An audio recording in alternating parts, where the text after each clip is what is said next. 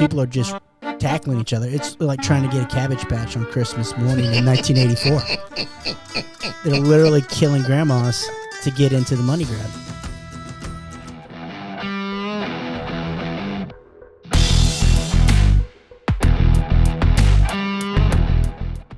Welcome back to the Unrestricted. Jeff Vexler with the Bulldog, Richie Carnahan joining us in studio. Carter Mayfield, our buddy of, 40-odd years.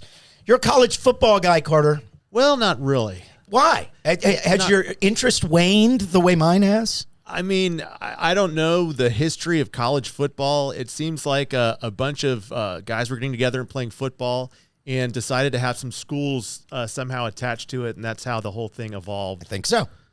I'm just distraught. I don't know what college football is going to look like in the future. Nobody seems to know. There's some interesting quotes from Book of Herbstreit last week or this week rather, that I'll get to in just a second. But it seems like the whole system of college football has gone asses over elbows in the last 18 months. Yeah, it's a money grab. Flat out. I saw that. So the Big Ten is looking at $1 billion plus new TV deal. Yep, $100 million per season per school. Wow. So people are just tackling each other. It's like trying to get a Cabbage Patch on Christmas morning in 1984. They're literally killing grandmas to get into the money grab. UCLA, USC defecting from the Pac-12, which I think the three of us could all probably say we don't feel bad for the Pac-12. I mean, nobody around here has any love for the Pac-12. Pac-12 packs ass. Well, I mean, it's been one of the worst run in college football. It's the least revenue per school per year out of all the conferences. And therefore you see two of their flagship teams or flagship schools, USC and UCLA, leaving for the Big Ten. But what is this doing to the landscape? And obviously we could talk about NIL deals, which, by the way, I want to plant my flag on this.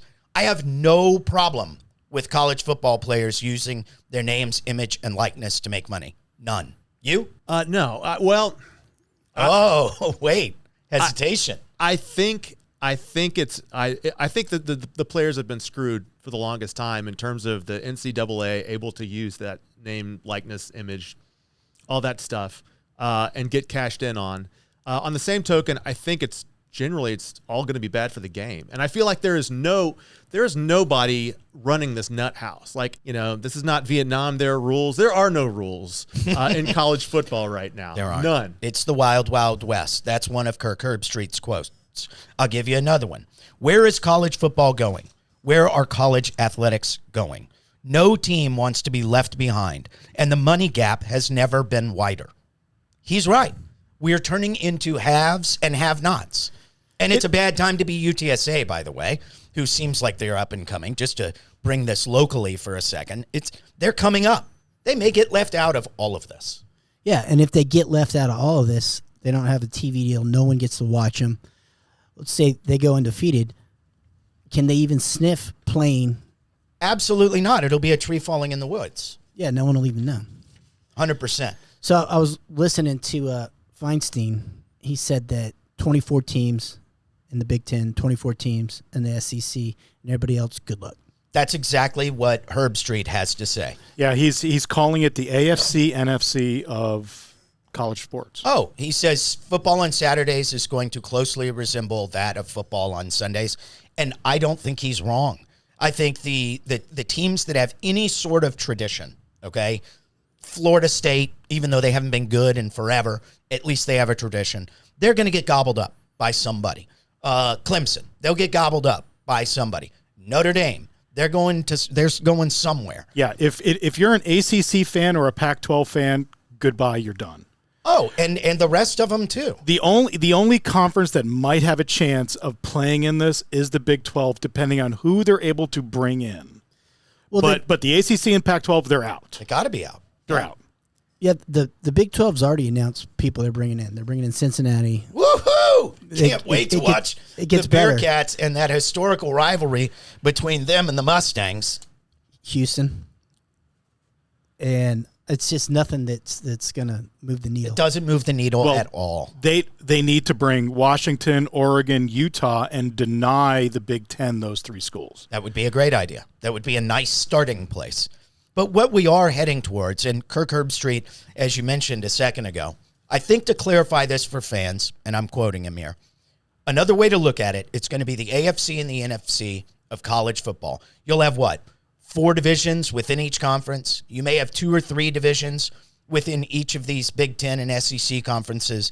And I think you'll see eventually them go to like a 12 or 16 team playoff, and it will essentially be NFL football on Saturdays. And that's where this thing's headed before it's all said and done. To continue, and this is where it gets weird from Herbstreit, who, by the way, he loves college football. Like that's his life. Yeah, you might not like him, you might not love him, but you know that he loves college football and its sport. And he says, just wait until these players become paid employees. I think that's going to be part of this too. And I think this world I'm describing is going to break free from the NCAA. They'll create their own governing body, have a commissioner. They'll probably do a CBA with the players essentially making them employees. And then you'll negotiate a deal with them to avoid antitrust law. I'm sorry. What happened to fucking college football, man? It's gone? Like it's gone. We're just watching it devolve right in front of us. Hey, Yes. Richie, do you pick up many residual checks from playing on the Mules back in the day? Just They sold a lot of number 12 uniforms, I presume. 22. I knew it was 22. It's close. So it's like it's this sort of love of the game is the reason that we like college football, and I feel like it's gone. Like that whole thing of college football when we were watching college football, it's now become basically the semi-pros. But wasn't all of that always a facade anyway? Because when you sat up in the expensive seats, the Ambassadors Club, the place that you actually can drink in a college stadium versus the rest of the place where they don't let the kids drink, right? And you'd overhear people, and all they're talking about is this kid they're bringing in next year who's 6'5", 345, out of Palestine, Texas. You won't believe this kid. And there's something very gross and slave tradey about it. And you know damn well that kid isn't going there just because he liked the tour of the campus. They were getting paid to begin with. We know that. So I feel like we kind of turned a blind eye to all of that for decades, Carter. And this is just the natural evolution of it becoming a little bit more above board. So I think I liked it better when it was below board. When you didn't know about it. Okay. Well, and they'd fight about it. And if you were a crappy team, then you got the death penalty. Like SMU paid for everybody else's sins. Yeah. And they got executed, and Texas was doing the same thing, and A&M was doing the same thing, and they got by with it because they're better programs. Bigger names with more money. And it allowed everybody to say, hey, this game's clean. Look, we shot SMU in the head. Like this is how powerful the NCAA and how much we care about. So you want to go back to just ostriching, let's put our head in the sand and pretend like all of this is above board. I think it's better. I think it's better than what's happening right now. This is terrifying where it seems to be going because we know what this is, right? I mean, it's literally the NFL. The problem with Herbstreit's scenario is the NFL has a system built in to enforce parity. So you can go from last to first in the NFL every year. Every year. It's called the draft for one. It's called the draft for one, easy scheduling for another. Yep. If you're Alabama, you're not going from first to last. Not until Saban's dead. The only way that system works, Herbstreit's system, is if they enforce some sort of parity. Are you sure? Because I don't think that college football in the NFL have two different sort of modus operandis. In college football, we've always been interested in the team that has the biggest legacy, the team to beat. A while ago, it was the Miami Hurricanes. It used to be the Nebraska Cornhuskers. And this thing is a little bit cyclical about who is the preeminent program in the sport. I don't think that that's the case in the NFL. I agree with that because I think if you look at the NBA and the NFL and how are they successful, it's because they're all in collusion with one another. There is somebody that's governing the overarching structure of the sport to make sure it keeps integrity. The NCAA is weak and it's toothless, and that's why everything is falling apart. Only in football and basketball. The NCAA works in the Olympic sports. Sure as hell does. Swimming, gymnastics. What do all those Larry. sports have in common with one another? They don't bring in any money. Nobody watches them. Yeah, they don't bring in money like that. Yeah, it's great when money isn't the guiding ethic over how to manage the sport. Well, all of you're a sudden, so when you right. can make money on it, all of a sudden everybody wants to kind of do their own thing. You are But- so right. In a pure world, a college athlete is an amateur athlete, and they are going to school on a scholarship to get an education, not to fill butts and seats, not to make money. They are going there to play a sport they love in that has no benefit to them other than their education. And we feel bad for these players. Okay, like who's going to end up making the money? It's going to be the same story as the NBA and the NFL. Which players are really are we helping out with this system? Oh, the 1%, like the very top players, and all the other guys, they're still not going to get jack. Like let's not act like we create this system and all of a sudden that's going to be great for all players. It's going to be great for a couple of players. And it's not so bad for your smaller teams, like let's say at UTSA. A guy at UTSA might be able to supplement his income with a couple of $100 per week by sponsoring Sherlock's Bar and Grill, right? Just to name one out of the clear freaking blue, okay? Like, no, he's not going to be getting the big deal that the starting quarterback at the University of Texas is getting, but I think it's better for the starting running back, we'll say, at UTSA to at least be getting a little something for what he's putting into the program. I mean, lest we forget, out of all of college football, it's only about 50 teams that make money on their college football programs. The rest of them, they lose. They lose money. So I don't know. If the rich are going to get richer and the poor are going to get poorer, I hate to say, I don't really feel sorry for college football. Why does Incarnate Word have a football team? Can you tell me that? They lose like $4 million a year. Why have it? Well, it's the hope and the promise that they're going to get good. And UTSA, the donor said, look, if we're going to bring attention to the university and pour money into the school, we have to have a football program. And they did a really good job of creating something out of nothing. Now, people know about UTSA not because of their academic achievement and or prowess. Mm-hmm. They know about them because of the football program. That's absolutely true. And they rolled the dice on that, and they seem to have succeeded, unless all of this that we're speaking of goes through and it becomes basically a 60-team, NFL on Saturdays with 30 teams in each conference. Like, because UTSA ain't getting in there, bro. No, they're not. And what happens to everybody else? I don't know. Do they scrap them? They scrap their programs? You wind up being the same as like Division II is for college football now. So is that where it's going? They started different. It's Think so. tier one and then championship teams? Yeah. You'd call it the Power Five or something like that. And then everybody else. And then everybody else, they'd be called Division 1A. I don't know what the hell you'd call it. Division 1 with an asterisk, non-Power 5, and they could play whatever kind of event they wanted. And who the hell would watch it? I don't know. Not me. The fun thing about college football was always that you would have like a Boise State or even somebody not a Boise State that would come and like punch a big guy in the mouth. Yeah, sure.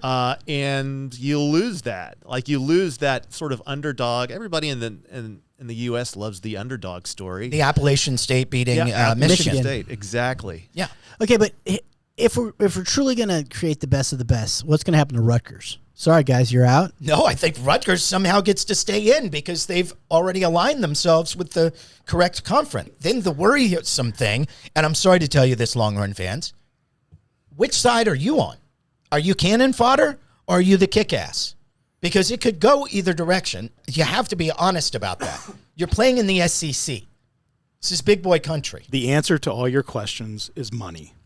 Yeah, that's why Texas doesn't become cannon fodder. They're unfortunately too big of an alumni base and too much money there to be able to kick them around. Are you if sure? you make it a money game. Haven't they been kicked around for the last couple they of have years? been. How did the Longhorn Network work out for us? I mean, it doesn't seem like the money is actually like equating to wins and dominance for the UT football team. It just doesn't. It hasn't. Not lately.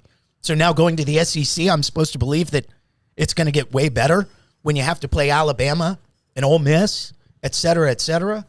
I don't know. Look, it worked for the Aggies. They had the perfect storm when they brought in Johnny Manziel, and all the money was flowing from the oil wells in East Texas. And they went to the SEC, and they had a Heisman Trophy winner. And ever since, I don't want to call them cannon fodder, but they ain't no good. They beat Alabama last year. They did. They did. They rose up and they won a game. They beat them during the Johnny Manziel era again. And, like, that's their big claim to fame is that you can beat Alabama once in a while. It's like the whole reason Kansas has a football team. They want to get the Longhorn coach fired, and they're it's what they do, and they're successful at it. I like that. One of the benefits of a system like this, though, is we see more games of meaning every weekend. God bless, you're right. Because one of my biggest problems with college football, and this has been 20 years since I graduated from college, back when I actually was a college football fan. Now I'm really not so much anymore because you look at every single weekend slate and you go, okay, that game sucks. That game's terrible. Look at just the spreads on these games. They're all over 20 points. Some of them are 40. Some of them are so big that Vegas doesn't even put a number on it. And maybe you get one good game in a college football weekend. And that's if you like watching Michigan against Northwestern. And you'll get those upsets, those 40-point underdogs that do something crazy. But you're never gonna go into Saturday going, okay, 2:00. I'm gonna watch Boise State play Alabama. You're gonna go, okay, Alabama's playing Auburn. I'm watching that game, and you watch the highlights of Boise State get close with Alabama. It's been a poor incentive system for a long time. And when they brought together the BCS, back in the day, number 1 versus number 2, the chances of you scheduling a good team, prior to conference play was minimal to none. Yeah. And theoretically, this playoff system should have created some incentive to play some tougher teams, and it hasn't. 5 years ago, they should have increased the number of playoff teams. Absolutely. And they said, well, the bowls. You make those games a bowl. Of course. There was a way to do it, and they just didn't want to. And so now you've got this arms race, and you've got 75 to 85% of storied programs that are going to be left behind. Yep. And that's sad. And I think if the Pac-12 and the ACC don't take their hard line against expanded playoffs, I think we're living in an alternate universe right now where maybe all of this stuff doesn't happen. Explain. There was talk in spring, last year, whatever, about expanding it from 4 to 8. Mm-hmm. Pac-12 ACC said no, and it had to be unanimous among the Power 5. Okay. Pac-12 ACC said no. This is the consequence for the Pac-12 ACC doing that. God, they're reaping what they sowed. The Pac-12 are idiots. One of the many things that Herbstreit said this week was that if you go to any team in the entire Big Ten, that includes Northwestern, Purdue, Indiana, they have better facilities than UCLA and USC. How bad must the Pac-10 be run, Pac-12 be run, if that's the case? Like, you can't actually expect to compete with these other schools if that's the kind of money you're putting back into your program. It is an arms race, Richie, and it has been for a long time. Look, as a viewer of college football, I don't know, maybe I'm a big winner if what Herbstreit is forecasting comes true, because I want to watch good teams play each other every single weekend. I'm down for that. It's still not going to happen, though, because you still have teams, I guess they're grandfathered in the Big Ten and in the SEC, the Kentuckys and the Rutgers, Sure, and the Vanderbilts. Yep. So if they're going to truly make it a business, scrap everything. Let's have a draft. Oh, okay. All right, carry on. You know how many schools are going to go into the East and the West, because right now you've got UCLA flying to Rutgers for a game. Natural geographical rivals. Right. So you can fly to Iceland from New York faster than from New York to L.A. And it's all okay for the football team to fly that cross-country trip because they're going to fly nice. They're going to have nice planes. But think about the swimming team, the rowing team that has no money. They're flying on the plane from Major League. Well, And they can row. No, they're taking a train. Like, they're not going to let them take a plane cross-country. Are you kidding me? they're on Greyhound. I hope their academics don't suffer. No, if we're truly going to make this about the almighty dollar and we want to see the best of the best, scrap everything. Let's have a draft. And Like a team draft? yeah. Okay. Yeah, you've got the East, you got the West. We'll fight for the scraps in the middle. And so let's say this is how the draft goes, right? They put in LeBron's group. Yeah. And they're in charge of this whole quote-unquote college football. And I don't think you can do it for all sports. I think this is strictly football and then basketball. But with the NBA letting people come in, children come in right after high school, we maybe just leave it how it is. This is strict. This is a football product. It's a draft. And the ping pong ball bounces, and the first pick is Alabama. Shocker, right? Mm-hmm. Do it again. Ping pong ball bounces. This is great. Now, are you bucking for a promotion? Do you want to be like the commissioner of this league? Well, I'll take all kinds of money for my name, image, and likeliness.